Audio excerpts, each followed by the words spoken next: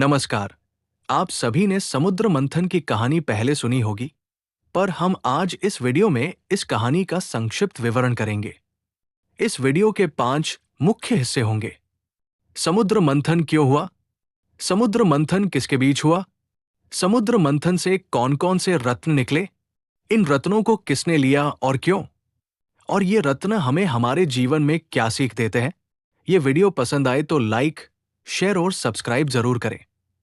चलिए वीडियो की शुरुआत करते हैं। समुद्र मंथन क्यों हुआ?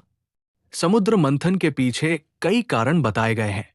एक कहानी यह है कि दुर्वासा ऋषि ने देवराज इंद्र को श्री लक्ष्मी से हीन हो जाने का श्राप दिया था। इस शाप से परेशान होकर इंद्र ने भगवान विष्णु से मदद मांगी। भगवान विष्णु ने इंद्र को श्राप से मुक्ति के लिए समुद्र मंथन करने का सुझाव दिया।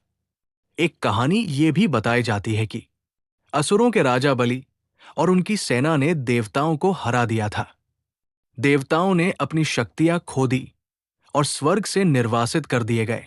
भगवान विष्णु ने देवताओं समझाते हुए सलाह दी कि अमृत, जो अमरता प्रदान करता है, समुद्र मंथन से प्राप्त किया जा सकता है। इसे पीने से देवता अपनी खोई हुई शक्ति वापस पा सकते हैं। पर समुद्र मंथन एक बहुत ही कठिन और विशाल कार्य था, जिसमें समुद्र को मथने के लिए शक्ति की आवश्यकता थी। देवता अकेले इतने बड़े कार्य को पूरा नहीं कर सकते थे, इसलिए असुरों की ताकत की जरूरत पड़ी। असुर शारीरिक रूप से बहुत शक्तिशाली माने जाते थे और उनकी मदद से ही मंथन संभव हुआ। समुद्र मंथन का मुख्य उद्देश्य अमृत प्राप्त करना था। अमरत्व प्रदान करता है। देवताओं ने असुरों को यह कहकर मंथन में शामिल किया कि अमृत सब में बांटा जाएगा। असुरों को समझाया गया कि अमृत उनके लिए भी लाभदायक होगा, और असुर अमरत्व की लालसा में समुद्र मंथन में शामिल हो गए। समुद्र मंथन किसके बीच हुआ? समुद्र मंथन देवताओं और असुरों के बीच हुआ। ये मंथन क्षीर सागर में किया गया, जिसका मतलब होता है दूध का सागर। मंथन में उपयोग किए जाने वाली उपकरण। मंदराचल पर्वत बटा, इसे मथनी के रूप में उपयोग किया गया। वासुकी नाग बटा, इसे रस्सी के रूप में इस्तेमाल किया गया।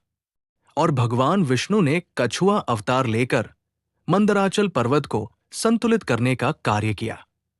समुद्र मंथन के 14 रत्न और उनका विवरण। हलाहल विष।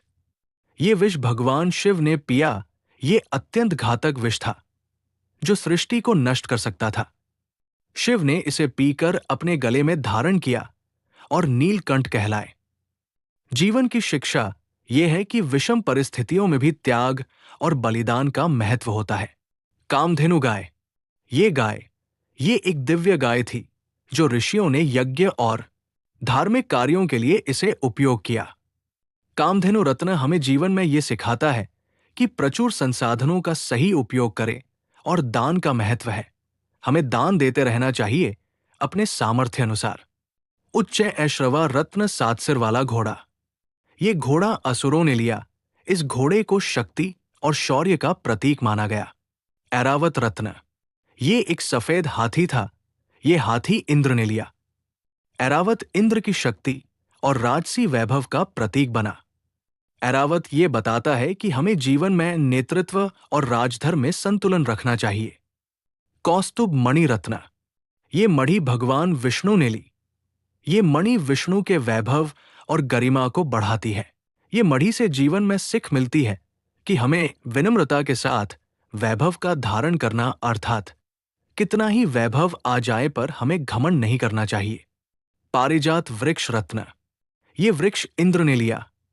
ये वृक्ष स्वर्ग की शोभा के लिए लिया गया। ये वृक्ष जीवन में बताता है कि प्रकृति का संरक्षण करना चाहिए और हमें जो अमूल्य प्रकृति मिली है उसे और सुंदर और उपयोगी बनाए। रंभा रत्न। रंभा अप्सरा स्वर्ग लोक के लिए दी गई। ये सौंदर्य और कला की प्रतीक है। रंभा से जीवन की शिक्षा ये है कि कला और संस्कृति का बहुत महत्व है। कला और संस्कृति हमारे जीवनों को सरल और खुशमयी बनती है। वरुण कुंभ। अमृत देने वाला पात्र। ये पात्र देवताओं ने लिया। ये यज्ञ और पूजा के लिए उपयोगी था।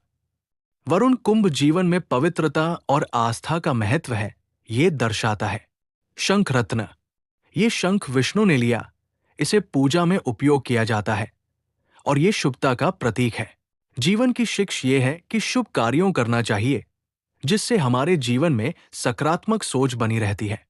चंद्रमा रत्न, ये रत्न शिव जी लिया और चंद्रमा को शिव ने अपने मस्तक पर धारण किया।